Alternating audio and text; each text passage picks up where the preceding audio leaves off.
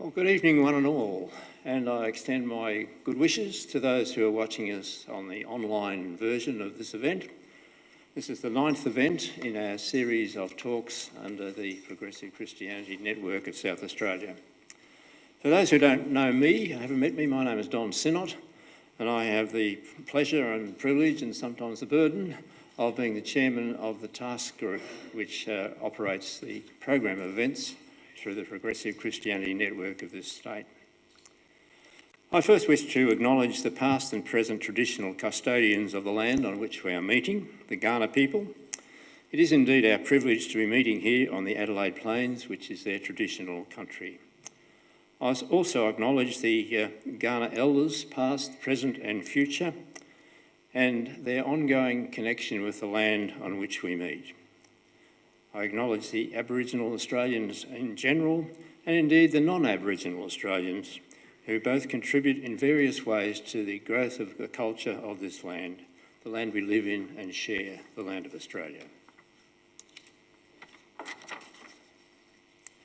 This event is the 11th meeting of the program we run annually, so there are 2 more to go. I'm sorry, it's the 9th of 11, I've got that almost right. And we seek to have informed speakers speaking to us on topical subjects. The subjects are chosen to explore how Christians live out their faith in this 21st century, and most particularly progressive Christians, who are known for asking questions. And if you look at our program for the year, you'll find all but one topic, the one exception being Fergus's book list, book launch, are shown by having a question mark at the end. And today we are meeting with a question again. Questions are indeed the lifeblood of the progressive Christian position and a key discriminant from the conservative stance of traditional Christianity throughout the ages, which has generally discouraged questions, sometimes in violent or even life-ending ways.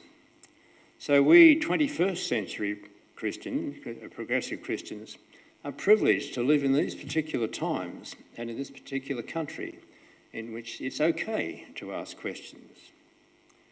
The question posed tonight is liberal democracy necessary for freedom of faith to survive? The idea of legislating freedom of religious faith has frustrated Australian governments over the past 5 years. No political leader wants to touch it, and we might ask, how can we get around this imbroglio? And so we're delighted to have as our speaker tonight a man who's contributed his wisdom and erudition to earlier programs in the Progressive Christian Network, and he's well-placed, particularly well-placed, to respond to tonight's question. Those who've heard Emeritus Professor Rick Sarre on previous occasions will recall him as a very engaging speaker who brings both a deep base of knowledge and experience as well as practical wisdom to the topics he examines. Rick has studied and taught theology, law, sociology and criminology in universities in Australia, the USA, Hong Kong, Sweden and Canada. He retired as the Dean of the Law School at the University of South Australia in 2020. He is a Fellow of the Australian and New Zealand Society of Criminology, Fellow of the Australian Academy of Law, and Professorial Fellow of the Australasian Institute of Police Management. And he is also a member of the Clayton Wesley Uniting Church. So Rick is very well placed to speak to us, and I look forward to hearing what he has to say. Rick, I welcome you to the podium.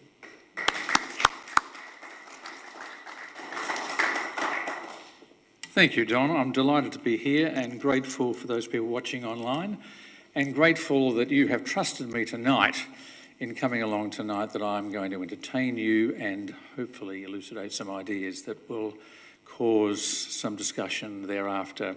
I'm going to watch my watch tonight. I've got lots of things to say, knowing that we can have questions as we head towards 10 to 8, and then a cup of coffee or tea thereafter. So thank you for coming tonight, and I trust that what I say will give rise to some questions and hopefully some answers. Lots of slides tonight. Don't worry too much about the slides because they actually are more or less the topic of the talk that I'm going to give tonight. So if you'd like to follow up with any of it, I'm happy to give you those slides if you want to email me at any time.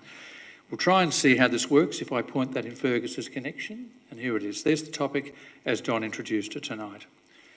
So here we have a picture that was taken, a depiction of Martin Luther. In fact, I was in Wittenberg back in 2017 for the 500th anniversary of the nailing of the theses, the 95 theses, to the door of the castle. Although I heard a wonderful talk while I was there by some erudite people telling me that's actually a bit of a myth. Yes, he wrote a letter. Whether he nailed it to any door was another matter, but it doesn't really matter. The important thing was he started the Lutheran Church thereafter. So in this country, we do have great freedom to profess our faith, which of course at the time Martin Luther didn't have and had the courage to challenge what was going on at the time. But I think we can say that generally speaking in this country, we're well blessed by that. By the same token, there's a growing view the state should limit the freedom of faith where it may foment discord or endanger the state. And that's what I want to examine tonight, to the extent to which giving complete freedom of faith for anyone to espouse what it is they believe is somehow or other going to cause discord and therefore needs to be reined in. And I'm suggesting now that no one to this point, as Don just said in his little introduction, has been able to come up with a balanced legislative compromise that satisfies all parties.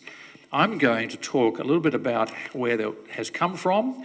I'm going to give you a way that I think we could do it, and I'm hoping that Albo is listening. But I'll talk a bit about that, because he's going to be around for the next election and the next time. So he's probably got 4 or 5 years to think about this. At the moment, he's gone to water on it. Right, let's go back to the topic a little bit and talk about liberal democracy. So I do like the idea. We do live in a liberal democratic society. There's no question about that. Only about half the world lives in something of a liberal democracy. Half the world, half the 7 billion people live under some sort of autocratic rule. But we can say with a flourish that liberal democracy we have, and it helps freedom of faith because authoritarian regimes rarely offer any religious latitude. But religious freedom is not guaranteed in a liberal democracy because it's complicated by opposing liberal positions. And I just want to talk about that for the moment. So we think about liberal democracy as giving rise to lots of positions. That's why it's called a democracy. That's why it's liberal. But the more positions you have, the more there might be some opposition and there might be some discord fomented thereby. Let me give you a couple of conflicting liberal positions that cause us some grief in this space. One liberal position is, of course, freedom of speech. One should be able to express one's faith without restriction. And of course, we can look with horror at government crackdowns on Buddhists in Myanmar, Iran's oppression of Baha'i, the Taliban's oppression of women and non-Muslims. That's kind of, that's the illiberal position. And we just love the idea of freedom of speech. And part of freedom of speech is a liberal idea that we actually have the right to express our views and our freedom to express our faith without being hit on the head by an authoritarian regime. But there's another liberal position that we should have given to people the freedom not to be oppressed by the free expression of that belief. So LGBTIQ+, abused by adverse edicts on homosexuality, other people coming out and saying that non-marital cohabitation is a sin. Surely the liberal position on that is that no one should be forced to listen to that sort of bigotry and live in a democracy. So they can see immediately you've now got two conflicting liberal ideas which are not easy to marry together.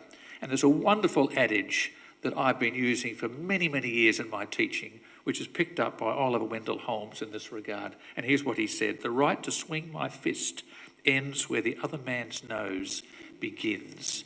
So I've got a right to swing my fist, but if I'm going to hit someone else in the nose, then I can't do that because that oppresses them into feeling pain, and I should not be doing that. So I'm going to do it. That's a quick sidetrack number one. I'm going to have a quick sidetrack number two, which I'm calling, do we enjoy freedom of speech in Australia? There's a yes and a no answer.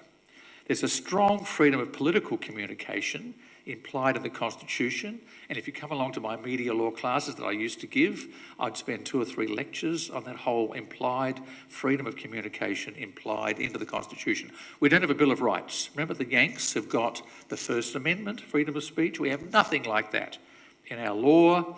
However, we do have, as a result of some cases back in the 1990s, an implied freedom of political communication, not freedom of speech, and implied freedom of political communication, but there are a dozen legal exceptions. And I thought, as a quick sidebar now, just in case you thought we had complete freedom of speech in this country, a liberal democracy, let me just refresh your memory about some of the constraints on our speech. Here they are: defamatory, speech that advocates racial hatred and violence, speech that advocates Nazism, sedition, disruption of public order, intelligence breaches, contempt of court, serious invasion of privacy, breach of intellectual property, obscenity and sexual harassment. They're just the first 12 I could think of. So just remind yourselves that in a liberal democracy, it's still quite legitimate to constrain speech. Quite legitimate, because I think you can easily argue every one of those 12 are defensible. So don't think we have an absolute right to say what we like.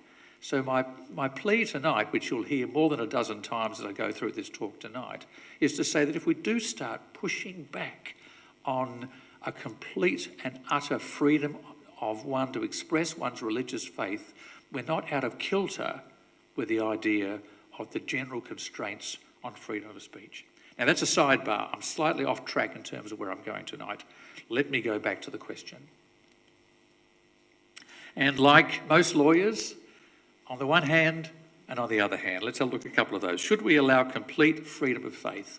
On the one hand, here we go. We should give freedom to all to express their religious beliefs without restriction. And it may surprise you that in fact that is espoused in the Article 18 of the International Covenant on Civil and Political Rights, entered into by Australia, signed on in March 1976. And here it is. Number 1, everyone shall have the right to freedom of thought, conscience and religion. 2, this right shall include freedom to have or to adopt a religion or belief of his or her choice, and freedom, either individually or in community with others, and in public or private, to manifest his religion or belief in worship, observance, practice and teaching. So here we are, signed on to this general understanding of freedom of faith in terms of our international covenant. And finally, no one shall be subjected to coercion which would impair his or her freedom to have or to adopt a religion or belief of his choice. So there it is. There's the statement on the one hand that we should give freedom to all to express their religious beliefs because we've signed on to that international covenant. There it is in black and white. On the other hand, a person who might be made vulnerable by that freedom has every right not to be humiliated or treated with disrespect, and to expect the law to intervene in the event that they are. So people should have the right not to be abused by someone expressing a particular belief based upon their faith, and we might want to say bigoted belief, and not have some redress in the law. And so you can see there the tension is immediately there. And that tension is one of the reasons why the politicians have simply not been able to find a common happy medium where they can just put some legislation out, because there are going to be so many exceptions to that. So I ask this rhetorical question: can we find a way through this maze of tension? And you're going to be pleased to hear tonight the answer is yes. I'm going to find a way, and you're going to say, gee whiz, I'm going to write to Albo tomorrow and say that Sarre's got this. But here we go. I'm going to give you some background first and foremost. I'm going to talk a bit about the 2021 census. I'm going to talk about something about the separation of church and state. I'm going to talk about section 116 of the Australian Constitution. I'm going to talk about equal opportunity and anti-discrimination legislation by way of background. You thought you were in for a fairly simple talk tonight. And then some recent events. The 2018 Philip Ruddock Review, which some of you may recall, 7 years ago, and today's political stalemate, notwithstanding commitment by the current PM in 2022, ahead of the 2022 election, Albo said, my government will bring in a religious discrimination bill and we'll have it enacted in the first term. That is gone, gone, gone. Nothing's happened since 2022, since he added those words, but I'll talk a bit about the Australian Law Reform Commission report of 2024 and bring you up to date with what they are asking for. So you can see this is a big topic. Let's move through it pretty quickly, although time is on my side. Okay, let's have a look at the religious observance in Australia today and the 2021 census data. We have a census every 5 years, so in fact we've got another one coming next year. So the latest data is from 2021, and I'm comparing something of the 2016 data to give you something of the trend. Here we go. So Christianity remains the most common religion in Australia.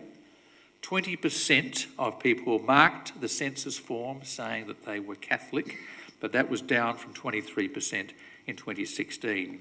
10% Anglicans, down from 13% in 2016, and 14% other Christian. So if your mathematics is as good as mine, that's about 44% of people ticked the box on their census in 2021 saying that they were Christian, but that has dropped below 50% since 2016. And going back to the beginning of the century, it was up there around 90%. So we've come a very long way in 120 years since the census first began in the first part of the 20th century. But I'm going to put a little note here. Note, 17% of people tick boxes affiliating them with other religions, including Islam, 3.2%, Hinduism, 2.7%, and Buddhism, 2.4%. So my mathematics tells me, if we put those together, 17 plus 44, 61% of Australians declare a religious affiliation. Now, why is that important for our purposes? Because if we're talking about freedom of faith and talking about religious discrimination and this whole topic, we're talking about almost 2/3 of the voting public. So it's not an isolated issue. This is something that actually does touch upon something like 61% of the Australian population. Interesting to see what happens in 2026. We'll wait and see. Another slide on the census. Key findings: Christianity has decreased by more than 1 million people since 2016, but it's still Australia's most common religion, and almost 10 million Australians reported in 2021 having no religion. That was 39%, up from 30% in 2016. But I do put in parentheses this little rejoinder here. Remember, though, that many people affirm a spiritual dimension aloof from formal religious groups. So they don't belong to religion, but they're actually quite happy to say they have a spiritual dimension.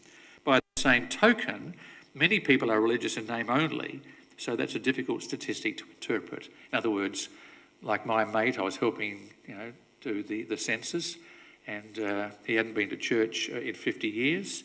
And I said, "What's your religion?" He said, "Church of England." No one told him it had changed to Anglican, but he wanted to make sure that I put Church of England on his census.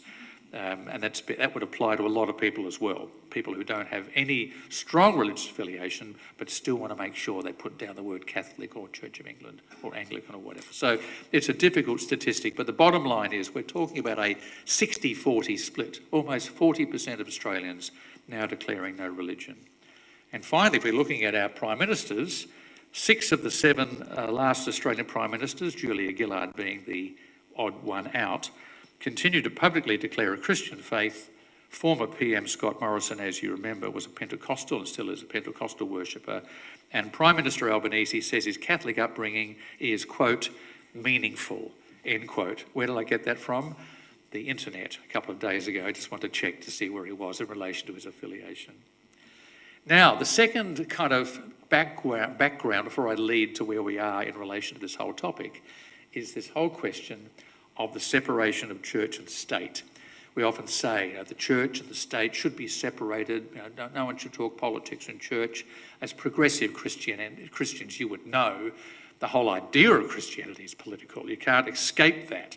So it gets a bit annoying when people say, "Oh, keep politics out of church." They just want to feel very comfortable in church. The bottom line is, of course, there is in fact no separation of church and state. The answer is no. I'm going to give you 9 examples that put holes in the argument that there is a separation of church and state. Now, I'm not making any judgment on that. Do I think that's a good or a bad thing? That's a topic for another night, Don. We can talk about that at some other time. But the bottom line is I'm going to give you 9 ways in which there is a very strong connection between the church and the state.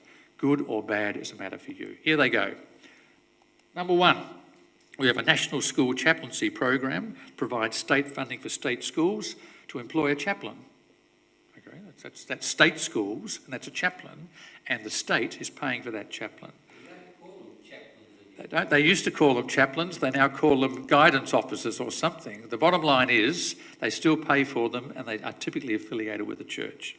Number 2, there's state funding for religious schools, and that continues with the blessing of the High Court. There was a case about 15 or 20 years ago called the Dogs case, defence of government schools, where they challenged the government to say you cannot give money to independent schools or faith-based schools because that flies in the face of this idea of separation of church and state. And the High Court came back and said, sorry, those parents of those children in those faith-based schools are paying taxes, therefore you can't stop spending money on faith-based schools out of taxpayers' money. So the Dogs case lost, and the High Court has said the state funding for religious schools continues.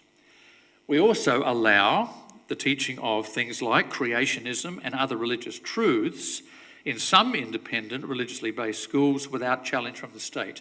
And the bottom line is the state says, so long as you're teaching the curriculum, which is X, Y, Z, etc., if you kind of add on some other things about creationism, that's no consequence for us. You must teach the curriculum, otherwise you won't get accredited as a school. But if you want to teach creationism, that's fine. So they're not sort of coming down on that, giving them pretty good freedom of faith there. Number 4, religious groups are used by governments to do public works. 2/3 of government welfare payments, other than pensions, are outsourced through the religious sector, predominantly Christian. Anglicare, Uniting Care, Centrecare, the Salvos, and Mission Australia. 2/3 of government funds, other than pensions, are funnelled through religious organisations. Number 5, as you would know in this church, there are no council or property rates for churches or church-owned properties. Not a bad gig if you're running a church-owned property. Number 6, if classified as charities, and charities can include groups formed for the advancement of religion, religious bodies get GST concessions, income tax exemptions, and fringe benefits tax exemptions. So indeed, there's all sorts of taxation bonuses if you're affiliated with a religiously based charity. Number 7, it goes on, there are 9. Number 7, Australian parliamentary parties, and by extension our parliaments, allowed religious conscience votes on issues such as abortion, voluntary assisted dying, stem cell research, prostitution, and of course until December 2017, same-sex marriage. So conscience votes are allowed by the Parliament on the basis of people's religious belief. Christian prayers. This surprised the students I used to teach. I used to teach a class called Law and Religion. Prayers, most of my students had no idea, because they don't listen to Parliament, that prayers are offered, Christian prayers, at the beginning of every day of sitting, plus the Anglican, and not the Catholic, interestingly, version of the Lord's Prayer. And between 30 and 40% of federal parliamentarians these days declare a Christian faith. Attempts by the Greens to make the prayer a little more multi-faith have failed because no parliamentarian wants to be seen to be knocking Christianity. Not when you've got 44% of their electorate who are voting on the basis of their Christian predilections. And number 9, the big one. Are you ready for this last one? The drum roll. There he is, King Charles III. He's our head of state. We are separate from the legislative since the Statute of Westminster in 1931. You all know that from your civics education. And the judicial arms, 1986, of the Australia Acts of the UK, but the executive is still our executive. We're now, you've got the legislative, the judicial and the executive. We're separate from legislative, we're separate from judicial, but we still have the executive arm. And the English monarch and the British monarch is still a defender of the faith, head of the Church of England, known as the Church of England there.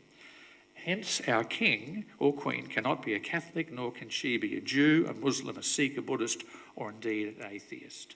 So it's entrenched in our constitutional arrangement that the head of our executive, our head of state, has to be the defender of the faith.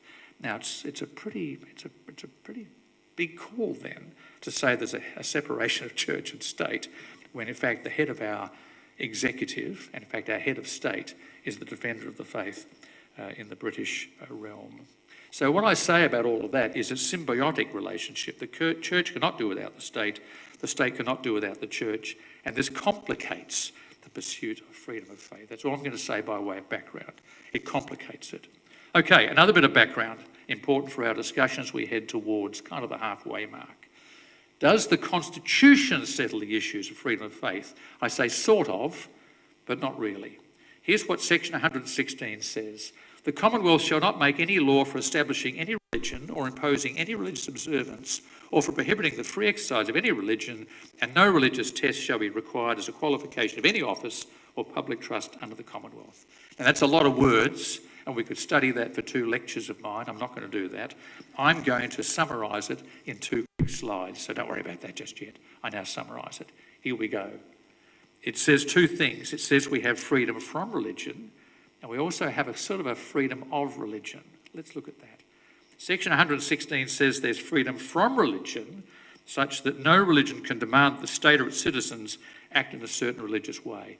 And that came, of course, with the history of the way in which churches insisted across Europe for centuries, the way in which people had to respond. All the pogroms in the 15th, 16th and 17th century, as the Pope just went and wiped out towns because they were heathen or they were heretics or something. We were getting away from that nonsense. That's the first part of section 116. But the second one is a little bit more problematic.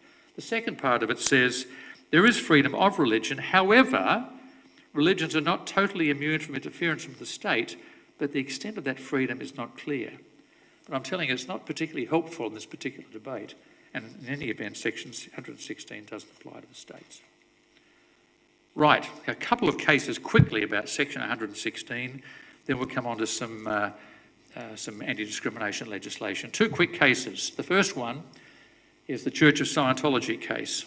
In 1983, the Victorian Tax Office wanted to tax Scientology as a church. Was Scientology a church? Yes, said the High Court.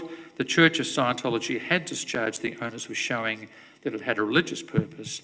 Section 116 therefore protected this fringe religious group by interpreting religion widely and protecting them from state oppression. So there we are. So you could have a freedom of faith and a fairly broad freedom of faith. So section 116 had a little bit of bite in relation to the Church of Scientology case, giving people a bit more freedom to profess a faith that most of us would think is not particularly Christian, but nevertheless it gets the Guernsey. The second case is Jehovah's Witnesses case. The government attempted to pass legislation to outlaw Jehovah's Witnesses during the Second World War. Do you know why? Because they were putting God above the state. An interesting interpretation back there in the 1930s.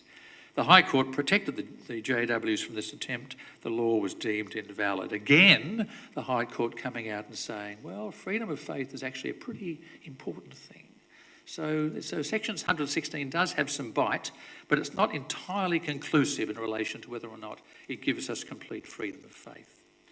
Right, let's spend a little bit of time in relation to anti-discrimination legislation. Why am I telling you this? Because I'm going to argue before we finish tonight that we actually do need to have an anti-discrimination in relation to religion act, but it's going to have to be looking something like what I'm about to tell you.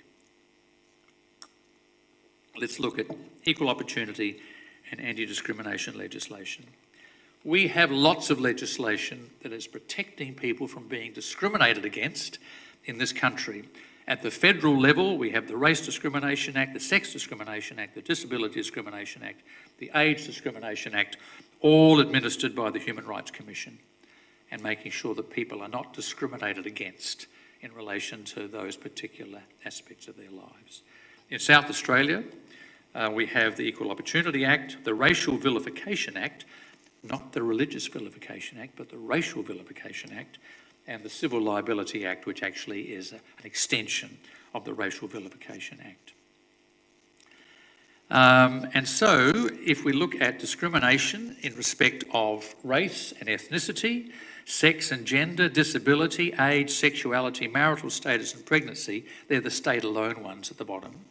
We actually have a very, very strong anti-discrimination framework in our parliaments, but not in relation to religion. There's not specific legislation that says your religious beliefs allow you to be protected insofar as people might be discriminating against you on your basis of your religion. It's not as clear-cut as the current legislation, which has all been around now for about 40 years.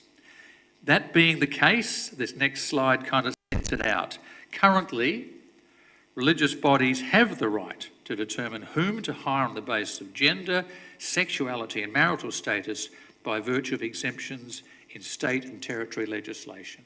And here's where it starts to get complicated, because you might want to say, wait a minute, people are now being discriminated against on the basis of the fact they're not married and they're living together, or they're expressing the fact that they are living a gay lifestyle, or they are gay, or any of the other aspects of LGBTIQ+, and we're giving churches the right to discriminate.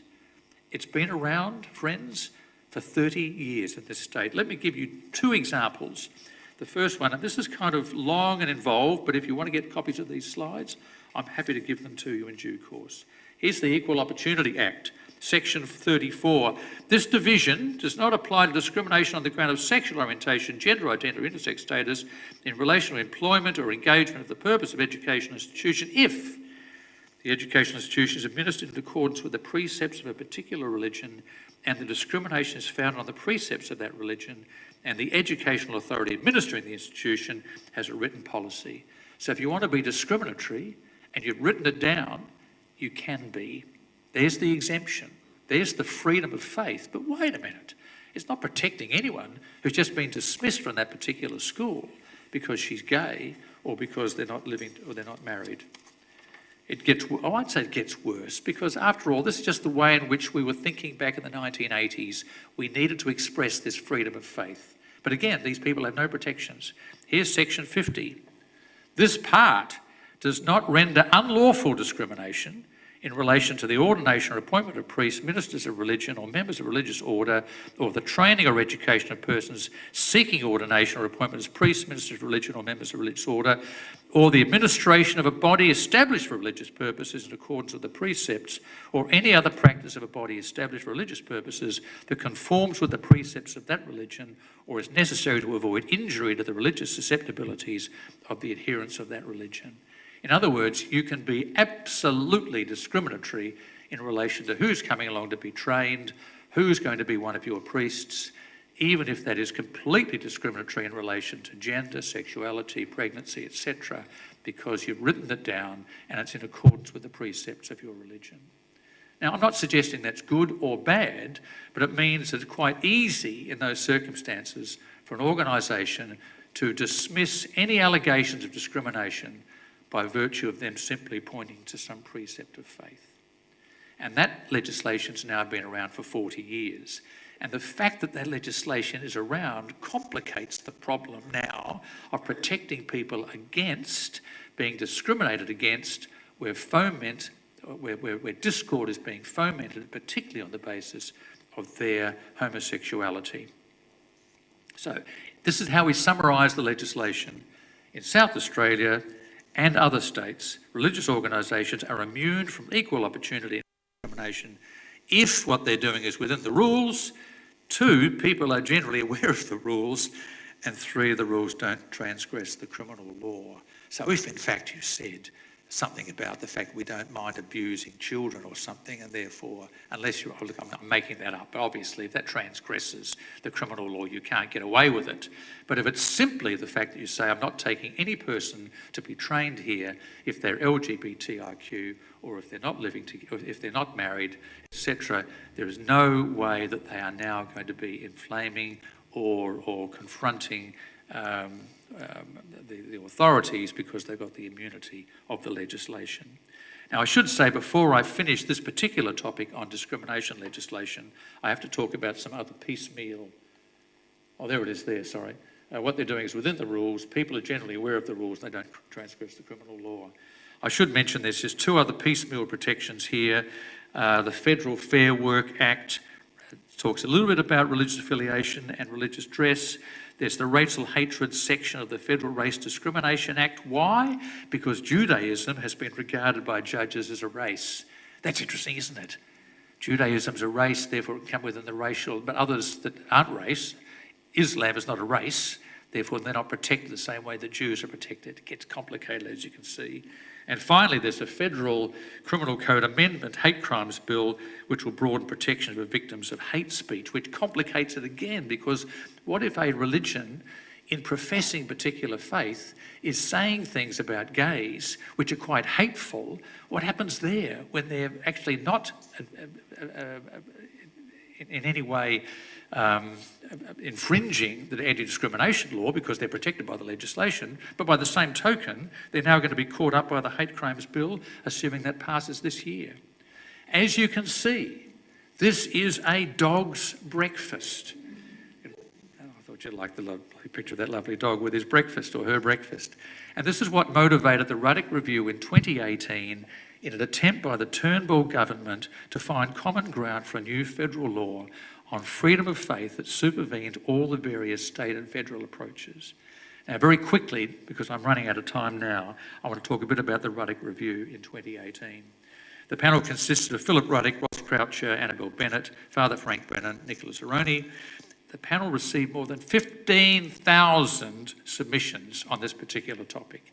This does inflame some passions about how far freedom of faith goes when it's buttressed up against people who want to be protected by public pronouncements which sound like freedom of faith but also sound like pretty bigoted ideas. Their report was released in December 2018. What did the report say?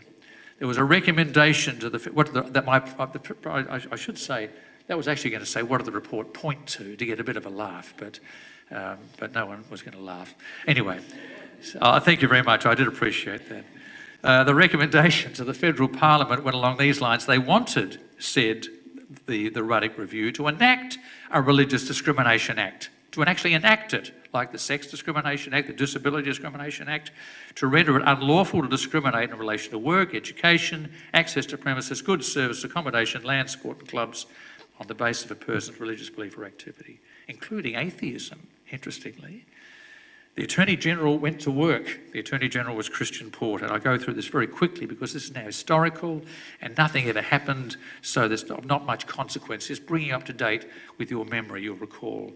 Christian Porter came out with a religious discrimination bill, a consequential amendment bill, a human rights legislation bill, and the bills protected people from being discriminated on the basis of their faith, but also gave religious schools and workplaces the freedom to discriminate on the basis of their beliefs, so long as they published those discriminatory tenets. And the idea was that if you're going to be saying something which is going to be rather bigoted, you better be able to have the courage of your convictions to write it down.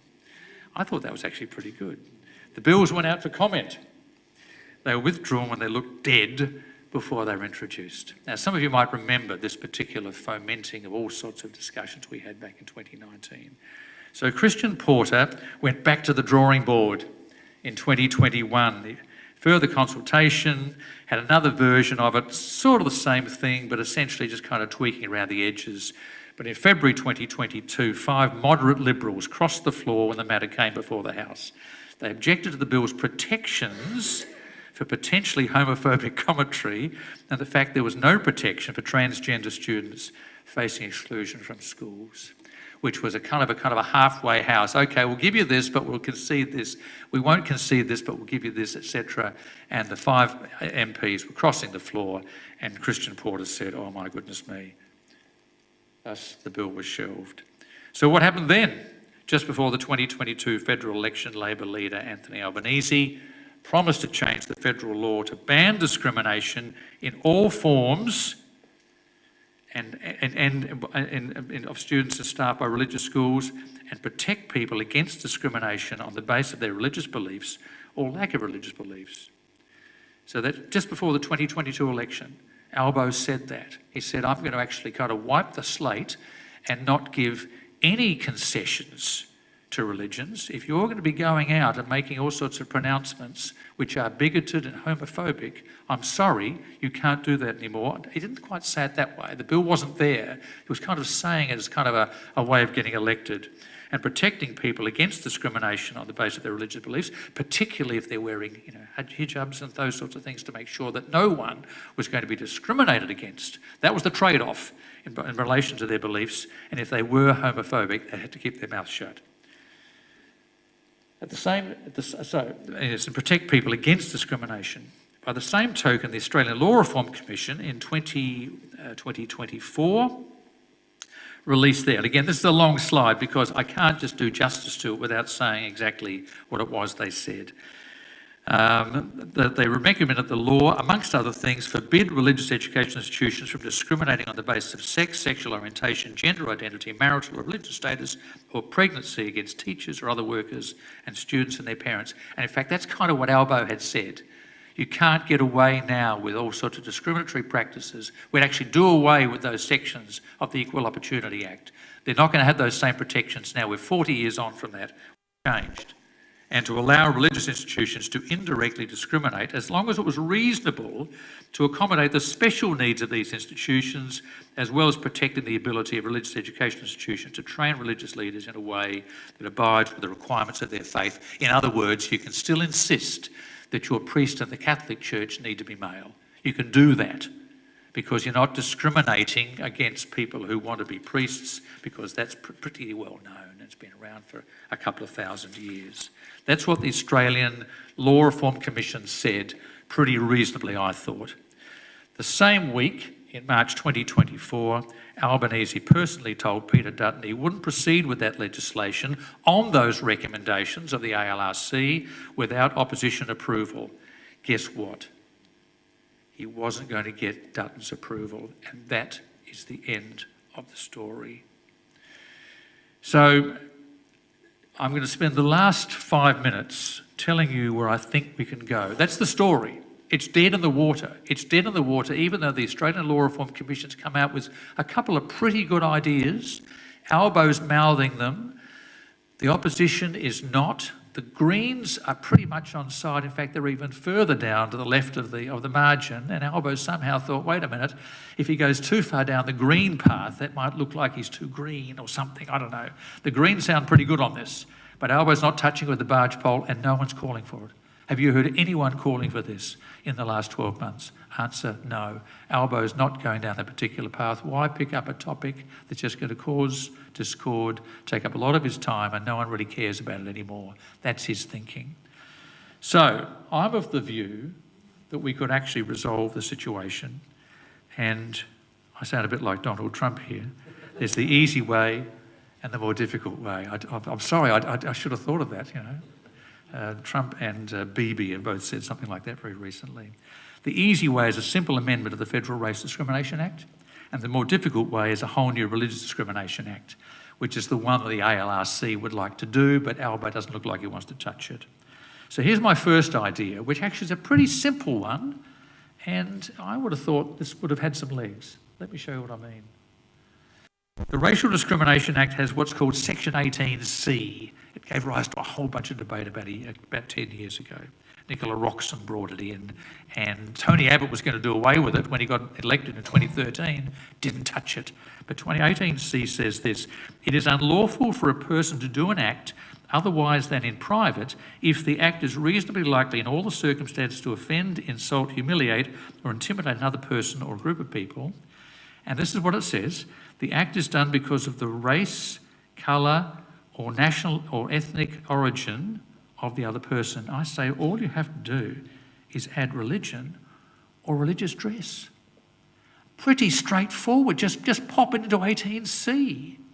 Now, it doesn't actually give a complete anti-discrimination feel, but at the very least, if someone is engaging in an activity that is reasonably likely in all the circumstances to offend, insult, humiliate, or intimidate another person, it's not a bad little protection. And I don't know why they're not doing that. I'll write to Albo again and say that would be a pretty straightforward one. Anyway, that could be done. That could be done tomorrow. Just add those 4 or 5 words. Here's the second idea, and this would be a new Religious Discrimination Act, and this essentially would be along the lines of the Australian Law Reform Commission. Because after all, why have an Australian Law Reform Commission that spends 2 years working on something, gives a whole range of recommendations, and then nothing happens? So you could actually add an act to add religious discrimination to the existing models of federal anti-discrimination law that now relate to gender, race, age and disability. It'd be pretty straightforward because you've already got the kind of template in relation to the others. Religious bodies, schools, churches can seek exemptions, but those exemptions, if granted, must be publicly available on websites and any publications. So if you are going to say, in some bigoted way, we're not allowing these particular people, transgender, gay, whatever, to come into our school, let them be judged for their bigotry. And of course, if people actually are bigots, they can send their kids there, but at least people know that. I can understand you could make that particular seeking exemptions. You won't get a guaranteed exemption, but you can seek that exemption. And those exemptions must be publicly available. And 3, official statements made by any religious schools or religious workplaces or statements made by advocates will be subject to a reasonableness test of fairness, otherwise they'll be subject to the same consequences as statements currently covered by Section 18C of the Racial Discrimination Act. Now, I would have thought that that was pretty straightforward to have that level of legislation. Albo could do a deal with the Greens tomorrow and pass this. There'd be a lot of bleating from the other side of the chamber. But Albo's got the control of the parliaments at the moment. He could do it, but for reasons that are to do with picking up on a topic that's just not on people's lips at the moment, I can imagine this is just not in the front of his mind. So I'm down to my summary slide with 2 minutes to go. I think I've done very well timing-wise. Here we go. In summary, about 6 in 10 Australians declare a religious faith. So this topic is important. There is no real separation between church and state, so this whole topic is relevant. The Constitution pretends to protect religious observance, but it's not really any help, and it only applies to Commonwealth law, not the state law anyway. So it's useful, but it was written in 1901, so perhaps we could kind of think about some way of changing that, but as you know, changing the Constitution is pretty difficult.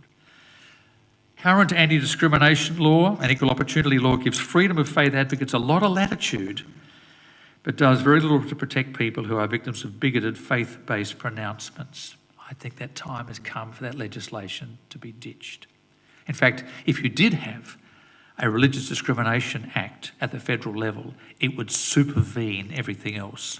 All the other legislation would fall away because that would just cover the field, those lawyers among you. Attempts by the Turnbull and Morrison governments following the 2018 Ruddock Review failed to garner public support and they died in a ditch. The Albanese government, elected in 2022 with promises to act on the LRC's 2024 review, has applied the wouldn't touch it with a barge pole approach, and the issue is stalemated. And I think to some regret. This is pretty straightforward. We could do this pretty easily if we follow the ALRC.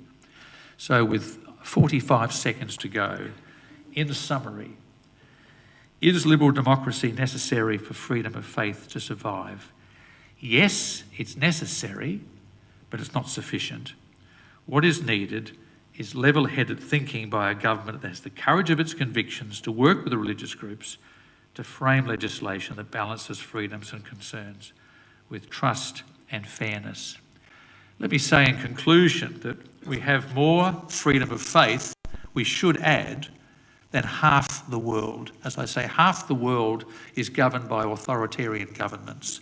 We have more freedom of faith than half the world.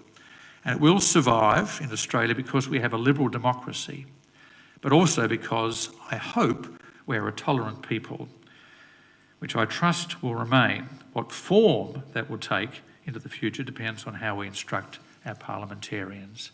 I instruct you to get those letter writing pens ready as we speak. Thank you very much.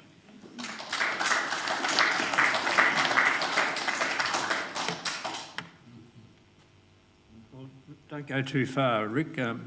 can I commend you not only on the content of your address, but the impeccable timing. Imagine someone setting a time, putting a watch here, and here we are about 30 seconds over 10 minutes before when he said he'd finish. I think that's pretty impressive. A lot of lectures, Don, over the Oh, I years. guess you've had plenty of practice, yeah. 1,000 lectures over the time. And I know that 45 minutes, students start falling asleep after 45. I haven't seen anybody fall asleep. So now there is a time for questions, and could I ask you, if you have a question, please come to the front, not to humiliate you, oppress you or offend you, but rather to ensure that those who are online can see you and hear you as well. So the lectern is yours. Is there a question that anybody would like to ask? Please come up.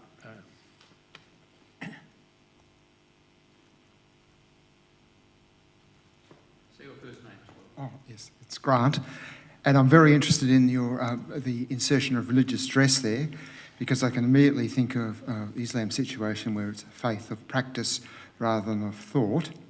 But in particular for South Australia, I was thinking of situations like the North Adelaide Football Club, which effectively bar alcohol and gambling, which have it's also part of the YMCA and also the Women's Temperance Union, and also the Church of Christ tied in there. They all have a religious, and the Rechabites all have a religious reason for that, and they support that club. How does that fit in, so that the North Adelaide Football Club doesn't have to take a drinker or a gambler?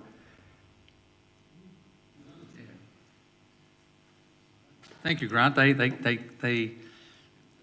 would have to take a drinker or gambler so long as he or she was not drinking or gambling. Is that the position? Yeah. And I think the answer to that particular question is it's easily defensible on non-religious grounds as well, on temperance grounds, in relation to safety of patrons, not to get beaten up by drunk persons, etc. So it's not really a religious issue, as I understand it. Just, unless you just want to explain that to me a bit more.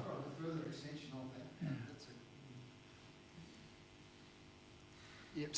So what you're suggesting there is health reasons that would be okay. But what about if the North Adelaide Football Club prosecutes a TV station for broadcasting gambling during the AFL final, which is often happens. My ex-fiancée, she goes berserk. She loves her AFL, but she hates gambling. Again, I wouldn't put that down as a freedom of faith issue, but I can say that the Albanese government has gone to water in relation to the Peter Murphy reforms. Some of you may have been watching that. Peter Murphy is the late Peter, P-E-T-A, Murphy, who died 2 or 3 years ago, having led an inquiry in the Parliament to ban completely sports gambling. And the big gambling people went after Albo. They've nobbled him some way, and he says, we can look after this some other way. Don't worry, I'm hot on this, Grant, to try and make sure the Labor government does in fact completely nobble and stop online advertising of gambling. People can gamble as they like, and I don't mind that, but let's not put it on the telly when people are talking about the footy or anything else. Any other questions? Neil.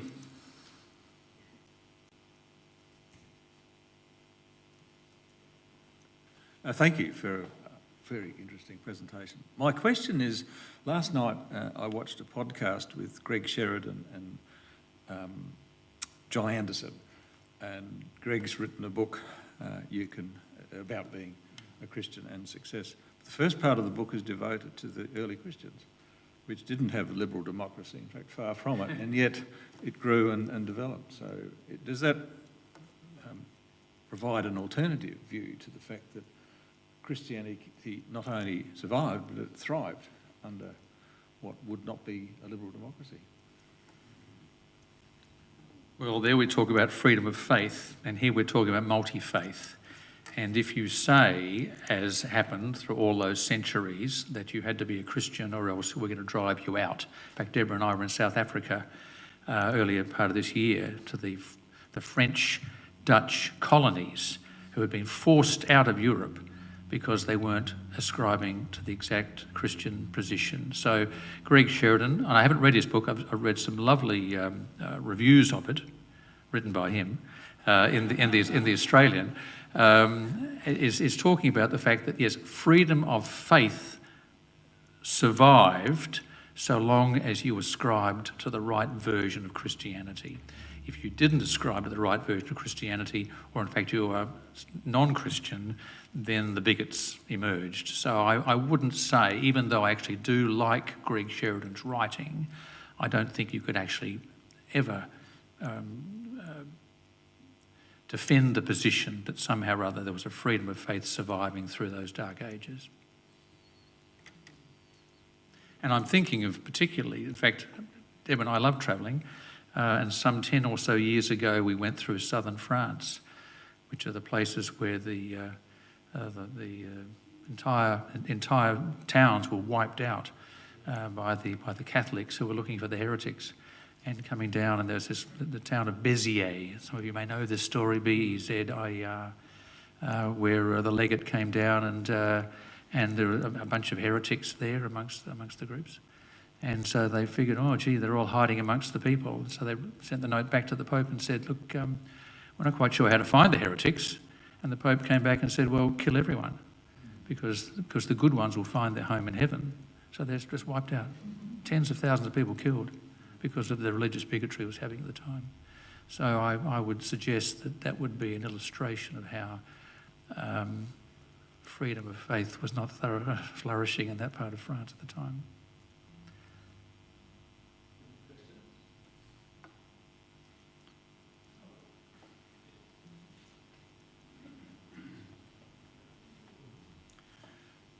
I'm Tim. I'm just wondering if you would care to, comment. In Indonesia, they have a uniquely Indonesian freedom of religion. You are free to choose your religion. From the list of Islam, Catholic, Protestant, Hindu, Buddhist, Confucius, or only in recent times, so I get it right, Hangat Kepercayaan, the indigenous believer. The one thing you're not allowed to be is atheist. Any thought? Is that freedom, or any thoughts on that? Thank you, Tim. You'll recall those slides of mine where, in fact, the Australian Law Reform Commission has actually mentioned that as well, as saying the freedom of faith includes a freedom to express no faith, and that would be protected under their model. So that would be, I'm glad you raised that particular issue, that atheism is as much a faith statement as a theist. So they would be protected under that. It's interesting you mentioned Indonesia about saying that they're listing a whole bunch of things. People have said to me a number of times, but these churches are now flourishing in China, for example, an authoritarian state, so they've got a freedom of faith. Not quite. You have to register, and everyone has to know exactly who it is that's going to that particular church on that particular day. So you've got there's a kind of there's a freedom so long as you're doing it under their particular rules, and we would know that's not a real freedom. That's a Pyrrhic freedom. But thank you for raising that point. We have one more minute. Oh, very good. Rick, in the to and fro of debate on this subject, and it's extended beyond religion, just almost to any matter, there seems to always be a threshold issue between the rights of the person expressing a view and the rights of the person who would profess that they are being humiliated or, more commonly, offended. So the right of taking offence seems to have trumped a few of these arguments. I don't have a lot of time for this argument, but I wonder what your view is. Thank you, Don. I'm glad you raised that. We can finish that with the time now as unfolding. This was the debate around 18C. 18C was added to the Racial Discrimination Act in the 1980s. And in the 1990s, Nicola Roxon, as the Attorney General, this is about 1995, remember John Howard came to power in 1996, Nicola Roxon added 18C to talk about how, and you saw the words up on the slide before, that if a person felt insulted, humiliated or whatever, and that was designed to make sure that people who did feel that they had been discriminated against, there had been hate speech, there had been a speech that made them feel very uncomfortable would have a remedy. And the remedy was not necessarily financial. It was typically apologies and takedown of websites where that particular humiliation had occurred. So it was a kind of a soft response. It wasn't, not going to get jailed for it, but basically it was there to give some degree of protection. And a lot of people said at the time, Don, wait a minute, that's a pretty low threshold. Someone who feels like they're insulted, what about if they're just really a real thin-skinned person? Is this not going to be the end of the world as we know it? A lawyer's picnic, as they say. And in fact, when Tony Abbott came along to run for office in 2013, at the 2013 election, which in fact he won in those circumstances, ahead of that election, he said, one of the things I'm going to do is I'm going to remove 18C. And I'm going to get rid of 18C, and that way you wouldn't have this nonsense about people with the thin skin saying, I feel humiliated and insulted by what that person said about my brand of anything. And he was elected in a landslide in 2013, and within a few months, nothing happened. And it just so happened that every aid agency, every church, every charity, every group that had any sort of idea with people who felt vulnerable and victimed in our society had come to his government, a Liberal government, and said, don't touch 18C. This is the only thing that's protecting us from having our members and our people who come through our doors every day, the only thing that's actually giving them any degree of status that they're going to be protected. So 18C has survived the test of time. And here I am suggesting a couple of other words in there we can actually make it even stronger. Thanks, Don.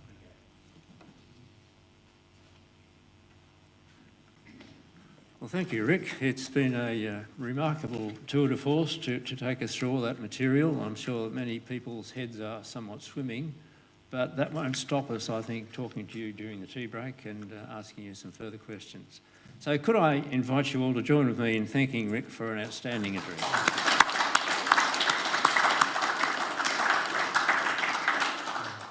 I do remind you that we have an ongoing program, and a month from today, and the first Thursday of the next month, we'll have a session led by a gentleman whose name I wrote down and now I can't find it. Michael Dowling, there it is, who'll be speaking to us of what in our faith is indispensable and what isn't. I think that's a key question for those of us who unfortunately sometimes get labelled as, I know, a progressive Christian by what he doesn't believe. I don't think that's a fair comment. But for all that, let's have a look at what is indispensable and perhaps what isn't indispensable. So let us now break, and we invite you to share